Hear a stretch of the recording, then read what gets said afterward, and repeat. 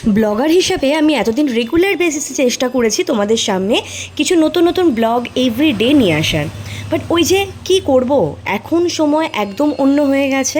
Beyond creation starting হওয়ার পর থেকে নানানভাবে চেষ্টা করছি কিভাবে সকলের কাছে খুব তাড়াতাড়ি পৌঁছে নিয়ে আসা যায়।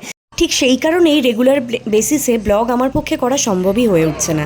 আর তার ঠিক পাশাপাশি আরজি করের এই কাণ্ডে সারা গোটা পৃথিবী জুড়ে লজ্জিত মানুষজনের একটা না একটা সময় মন ভেঙে যায় সব দিক থেকে। আমারও ঠিক একই অবস্থা, যখন বাড়ির সামনে অলওয়েজ দেখতে পাচ্ছি প্রতিবাদ মিছিল, নিজেও এই প্রতিবাদের সঙ্গে সবসময় যুক্ত, তার একটা ছোট্ট ভিডিও আজ তোমাদের সামনে নিয়ে আসলাম।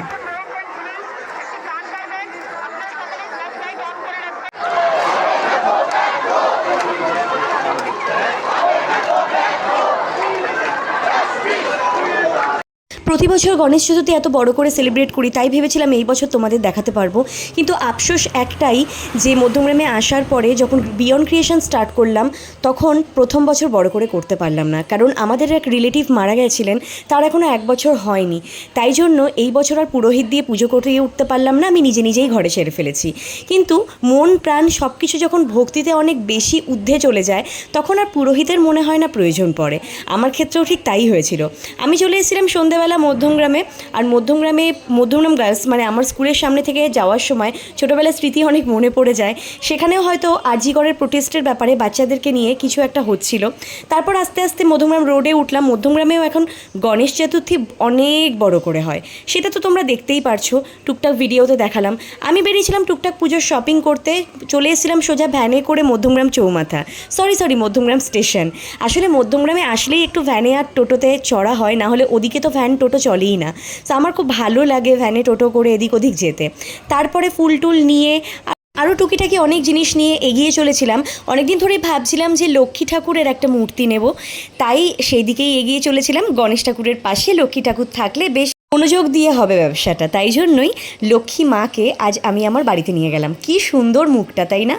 যাই হোক, আস্তে আস্তে এগিয়ে চললাম। তো এই দেখো আমাদের মধ্যমগ্রাম কালীবাড়ি, এর ভিডিও আগে আমি তোমাদের অনেকবার দেখিয়েছি।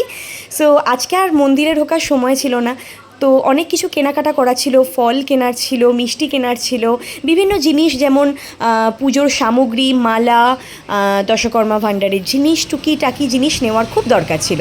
সো আস্তে আস্তে এদিকে আমি এইসব জিনিসগুলো কেনাকাটা করছিলাম, আর মাকে একটু ফোন করেছিলাম যে কীরকম মালা নেব, সেই সমস্ত একটু জিজ্ঞাসা করছিলাম। তারপরে আস্তে আস্তে বাজার টাজার সেরে বাড়ি ফিরে এলাম। বুটিকের রুমটার থেকে আস্তে আস্তে সমস্ত বিজনেসের র্যাকগুলোকে একটা সাইডে সরিয়ে নেওয়া হয়েছিল, কারণ এখানটাতেই আমার মা লক্ষ্মী আর আমার গন্নু বাবা, যে আমার সাথে ছোটোবেলা থেকে রয়েছে, তার আরাধনা হবে, তার পুজো হবে। তাই জন্য মা একটু গোছগাছ করছিল। সকাল থেকে উঠে আজ মা আর আমি দুজনে মিলে গোছগাছ করছিলাম।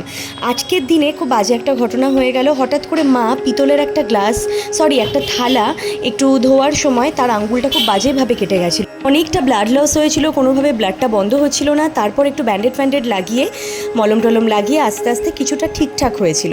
আমি এদিকে পুজো শুরু করে দিয়েছিলাম। তো খুব সুন্দর একটা দুব্বর মালা পেয়েছিলাম, জবা ফুলের মালা, আর মায়ের জন্য গাঁদা ফুলের মালা পেয়েছিলাম রজনীগন্ধা দিয়ে। তারপর আস্তে আস্তে আমি সুন্দরভাবে সাজিয়ে নিয়েছিলাম, আর তারপরে যে রেডিমেড মালাটা কিনেছিলাম দশকর্মা ভাণ্ডার থেকে, সেটাও পরিয়ে নিলাম। তারপরে এবার ইচ্ছা ছিল মোদকটা নিজে হাতে বানানোর, যেরকম প্রত্যেক বছর আমি নিজে বানাই, কিন্তু সময়ের অভাবে আর এবছর নতুন কিছু করা যাবে না, যেহেতু আমাদের 1 বছরের অসুখ এখনও কমপ্লিট হয়নি, আমাদের এক রিলেটিভ মারা গেছিলেন। তাই জন্য দোকান থেকে কিনেই নিয়ে আসলাম। আগের দিনকে মিষ্টির দোকানে এত লাইন দেওয়ার পরে মিষ্টি কিনতে পারিনি, তাই পরের দিনকে সকালবেলা উঠে, মানে পুজোর দিন সকালবেলা উঠে দৌড়ে গিয়ে মোদক টোদক কিনে নিয়ে আসলাম, মিষ্টি টিষ্টি কিনে নিয়ে আসলাম। এখানে আমি সুন্দর করে মোদক, লাড্ডু সমস্ত কিছু সাজিয়ে নিয়েছিলাম। তারপরে 5 রকমের 5টা ফল দিলাম, এদিকে 5 রকমের মিষ্টি দিলাম। তারপরে যা যা দেওয়া হয় মোটামুটি যা যা পেয়েছিলাম, নাড়ু, খই আর মোটামুটি যা যা ছিল সেগুলো আস্তে আস্তে সুন্দর করে সাজিয়ে নিয়েছিলাম। একটু মিষ্টি দইও নিয়ে এসেছিলাম। মোটামুটি যতটুকু পেরেছি আমার দিক থেকে সাজিয়ে গুছিয়ে দেওয়ার চেষ্টা করেছিলাম। আমি জানি না আমি কতটা নিয়ম মাফিক করতে পেরেছি, কারণ আমি একটা জিনিস মনে করি যে নিয়মের থেকে অনেক বড় হচ্ছে তুমি তোমার মনকে ভক্তি ভরে যতটা ভালো করে ভগবানের সামনে আরাধনা করতে পারবে। তোমার নিজের মনে যা চায় তুমি সেইভাবে যদি শূন্য হাতেও ভগবানকে কিছু দাও, ভগবান কিন্তু তোমার ভক্তি আর শ্রদ্ধা এই দুটোকেই গ্রহণ করে। আমার মা সবসময় একটা কথা বলে, ভক্তি ভরে ভগবানকে ডাকলে ফুল, বেলপাতা, তুলসী পাতা, মালা কোনো কিছুরই দরকার পড়ে না। শুধু মন থেকে চাও, ভগবান তোমার সামনে চলে আসবে। তাও চেষ্টা করি যতটা সম্ভব নিজের দিক থেকে করার, কারণ এনাদের জন্যই তো সব কিছু, তাই না? আমরা তো আছি, ভগবান তো আমাদের মধ্যে থেকেই সমস্ত কিছু করায়। আমরা যদি আজকে ভগবানের উপরে বিশ্বাস না রাখি, তাহলে কি কোনোভাবে হবে না। ভগবানের উপর আস্থা রাখো, সবার সব দিক থেকে ভালো হবে। তাই আজকে গণেশ চতুর্থীর দিনে আমি সবসময় চাই সবার যেন সমস্ত কিছু ভালো হোক, সবাই ভালো থাকুক, সবাই নিজের পায়ে দাঁড়াক। আমার নিজের পায়ে দাঁড়ানোর যে লড়াইটা, সেটা আজকে থেকে নয়, অনেক ছোটোবেলা থেকে।